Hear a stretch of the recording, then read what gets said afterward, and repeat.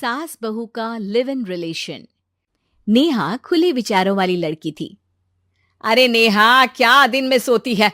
ससुराल में ऐसा नहीं चलेगा, वहां तो काम करना पड़ेगा। काम जितना काम होगा कर लूंगी माँ, पर अगर कोई ये कहे कि सारा आराम छोड़कर सिर्फ काम ही करना है तो ना भी ना, मुझे नहीं करनी शादी। अरे कैसी बात कर रही हो? अच्छा चलो जाकर नहा लो, मैं नाश्ता लगा देती हूँ, फिर तुम्हें कॉलेज भी तो जाना है। नेहा कॉलेज के लिए निकल जाती है। वो सोचने लगती है कि ससुराल में वो कैसे मैनेज करेगी। क्या हुआ नेहा, परेशान लग रही हो? अरे यार, तू तो मुझे जानती है ना, मुझे अपनी लाइफ बिल्कुल परफेक्ट चाहिए, लेकिन लग नहीं रहा लोग मानेंगे। यार कहीं मेरी शादी ऐसे घर ना हो जाए जहां मेरी जिंदगी ही नरक हो जाए। अरे मैंने ना कल एक इंग्लिश फिल्म देखी थी, उसमें भी कुछ ऐसी ही समस्या थी हीरोइन की। अच्छा, तो फिर क्या किया उसने? उसने तो अपने होने वाले पति से साफ साफ कह दिया कि वो पहले उसके घर कुछ दिन तक बिना शादी के रह कर देखेगी, और अगर ठीक लगा तो ठीक, वरना तेरे मेरे रास्ते अलग। अरे हाँ यार, ये तो बिल्कुल सही आइडिया दे रही है तू मुझे। चल मैं तो चली, थैंक्स यार, तूने मेरी प्रॉब्लम सॉल्व कर दी। ये बोलकर नेहा खुशी खुशी वहां से निकल जाती है, लेकिन पीछे से उसकी सहेली कहती है, अरे नेहा, नहीं नहीं, कुछ नहीं सुनना मुझे। ये बोलकर वो वहां से चली जाती है।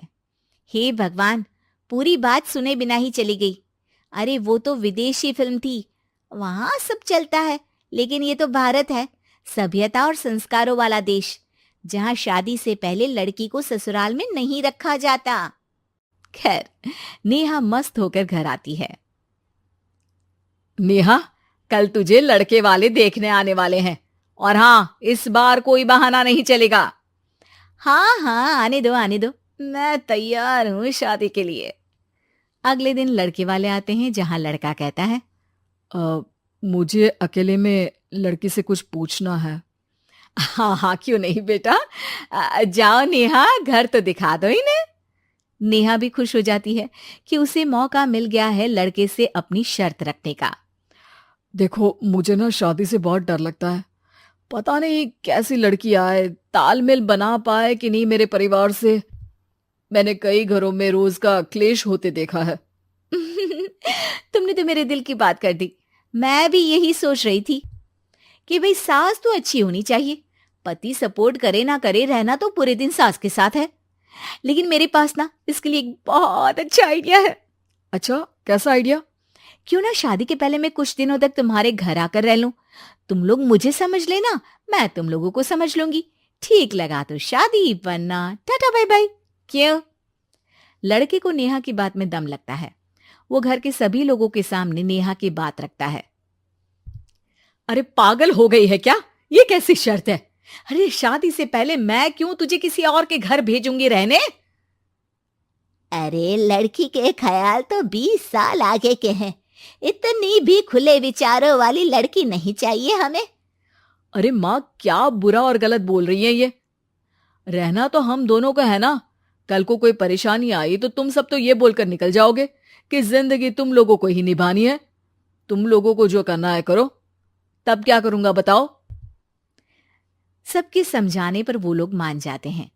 वाह, मैं 2-3 दिनों में पैकिंग कर लूंगी, तो आकर मुझे ले जाना। और नेहा पहुंच जाती है विशाल के घर। आओ आओ, ये रहा तुम्हारा कमरा। इस घर में तुम एज अ गेस्ट रहो, लेकिन माँ तुम्हें बहू की तरह ही ट्रीट करेंगी, और तुम भी उन्हें सास की तरह ही रखना।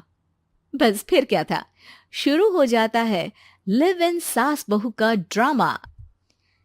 अरे चाय तो बना दे बहू। जी सासू माँ, अभी लाई। नेहा चाय लेकर आती है कि बस चाय लेकर आई हो, इसके साथ पकोड़े भी ले आती। लेकिन आपने तो बताया ही नहीं कि आपको चाय के साथ पकोड़े भी चाहिए।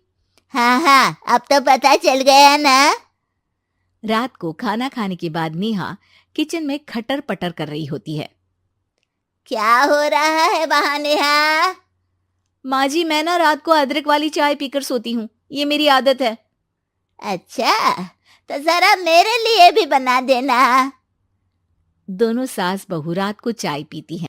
अगले दिन, नेहा, मैं मंदिर जा रही हूँ, मेरी साड़ी निकाल कर बेड पर रख दे।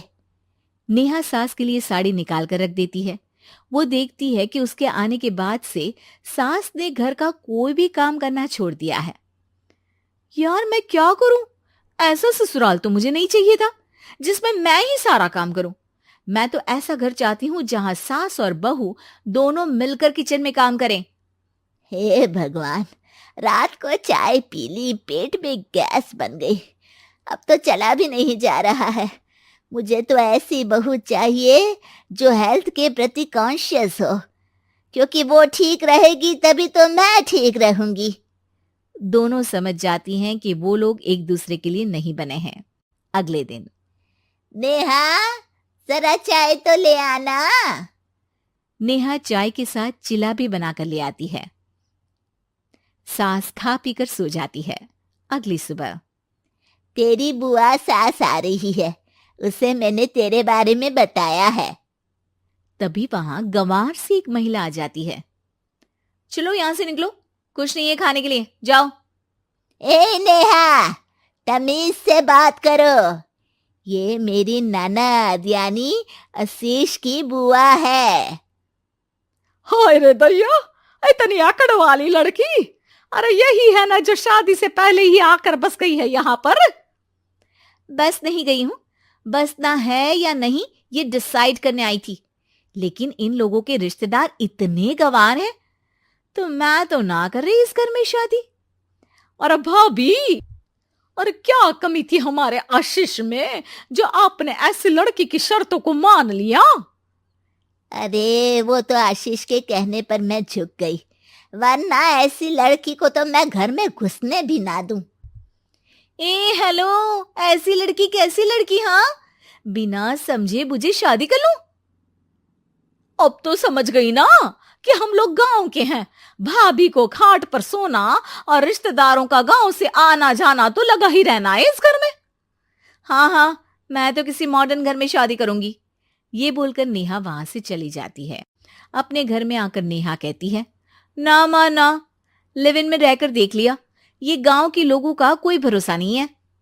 खैर, नेहा की शादी एक मॉडर्न घर में हो जाती है जहां सास कहती हैं, हे नेहा, मैं टेनिस खेलने जा रही हूं, आओ तो जूस बनाकर रखना, और हाँ, वॉलनट्स और ओट्स भी बना लेना। जी माँ। माँ मॉम बोलो डार्लिंग, माँ इज ओल्ड फैशन। बेचारी नेहा सर पर हाथ रख लेती है। हे भगवान, ये सास तो सास ही होती है, गांव की हो या शहर की।